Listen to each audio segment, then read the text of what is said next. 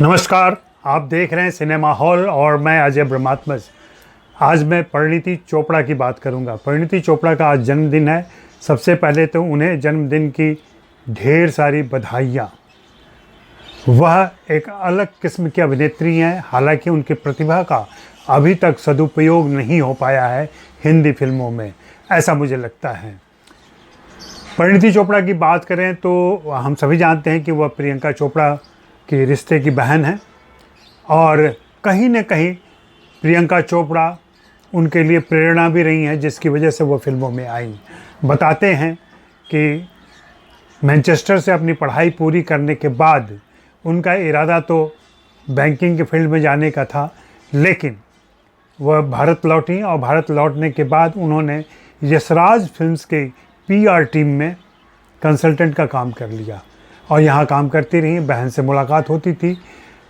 7 खून माफ़ की जब शूटिंग कर रही थी प्रियंका चोपड़ा, तब वह वहाँ गई और वहाँ उनकी तैयारी देखकर, उनका ट्रांसफॉर्मेशन देखकर वह इतनी विस्मित और चकित हुई कि उन्होंने भी तय किया कि मुझे भी अब फिल्मों में काम करना है। यह अभी सपना था उनके मन में, लेकिन ये बात उभर कर नहीं आई थी और न खुल के आई थी लोगों के सामने। वह सोच ही रही थी कि यशराज फिल्म से अब मैं रिज़ाइन करती हूँ और मैं इसकी तैयारी करती हूँ। तभी रणवीर सिंह की फिल्म बैंड बाजा बारात आ रही थी। उसके प्रमोशन के सिलसिले में सारी गतिविधियाँ चल रही थी। वहाँ परिणीति चोपड़ा भी मौजूद थी और उस समय रणवीर सिंह ने गौर किया कि परिणीति चोपड़ा की डांसिंग स्किल बहुत अच्छी है। खूबसूरत तो वो है ही, क्योंकि जब ये लोग एक इंटरव्यू की तैयारी कर रहे थे उस समय कैमरे के पीछे खड़े होकर वह माय नेम इज़ शीला के ट्यून पर अपने थिरक रही थी। उनकी थिरकन को देख करके रणवीर सिंह ने उन्हें प्रेरित किया कि तुम्हें फिल्मों में काम करना चाहिए। यह बात मनीष शर्मा तक पहुंची और वहां से फिर आदित्य चोपड़ा के पास पहुंची। मनीष शर्मा ने तय किया कि एक ऑडिशन लिया जाए और यह ऑडिशन आदित्य चोपड़ा को दिखाया जाए। वही हुआ। आदित्य चोपड़ा को वह ऑडिशन पसंद आया। हालांकि पहले वो मना कर चुके थे कि अपने किसी स्टाफ को मैं अभिनेत्री के तौर पर नहीं पेश करूंगा, लेकिन जब उन्होंने ऑडिशन देखा तो वे राज़ी हो गए और लेडीज़ वर्सेस रिकी बहल फिल्म में सबसे पहले उन्हें मौका दिया गया। इस फिल्म में भी रणवीर सिंह थे, लेकिन सही लॉन्चिंग उनकी इशकजादे से हुई, जिसमें अर्जुन कपूर थे और यहाँ से उनकी यात्रा आगे बढ़ती है। लेकिन अपनी कुछ गलत चॉइसेस की वजह से या सही परफॉर्म न कर पाने की वजह से उन्हें जो तारीफ मिलनी चाहिए थी वह नहीं मिल पाई।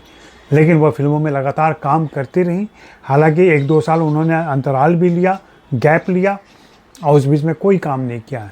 अभी पिछले दिनों 2 फिल्में उनकी आई हैं जिससे उम्मीद बनती है कि वह आगे अच्छा काम कर सकती हैं। एक तो संदीप और पिंकी फरार, उसमें उनकी भूमिका परतदार थी और इसको उन्होंने बहुत अच्छे तरीके से निभाया। वहीं साइना फिल्म में जो बायोपिक थी साइना की, वो उन्होंने बहुत ही अच्छे तरीके से बैडमिंटन खिलाड़ी का रोल निभाया था और अमोल गुप्ते के निर्देशन में उन्होंने शानदार काम किया। इन दोनों फिल्मों के बाद से मुझे उम्मीद बनती है कि वो आगे अच्छा काम करेंगी। 1988 में पैदा हुई परिणीति चोपड़ा अभी कुल 33 साल की हो चुकी हैं और ऐसा एक बार उन्होंने मुझे बताया था। इस बात की तहकीकात करनी चाहिए और इस सच को जानना चाहिए कि सच्चाई क्या है। उन्होंने बताया था कि प्रकाश झा की फिल्म परिणीति जब आई थी तो उसको देखने के बाद मेरे माता पिता ने नाम मेरा परिणीति कर दिया था और वहाँ से यह मेरा नाम पड़ा है। यह फिल्मी असर भी कह सकते हैं, फिल्म का प्रभाव शुरू से था उनके ऊपर, ऐसा मान सकते हैं। तो परिणीति, आपको फिर से बधाई। आप निरंतर सक्रिय रहें, बेहतर फिल्मों का चुनाव करें, बेहतर प्रदर्शन करें, अपनी अदाकारी से हमें मुग्ध करती रहें। शुक्रिया, मेहरबानी, धन्यवाद।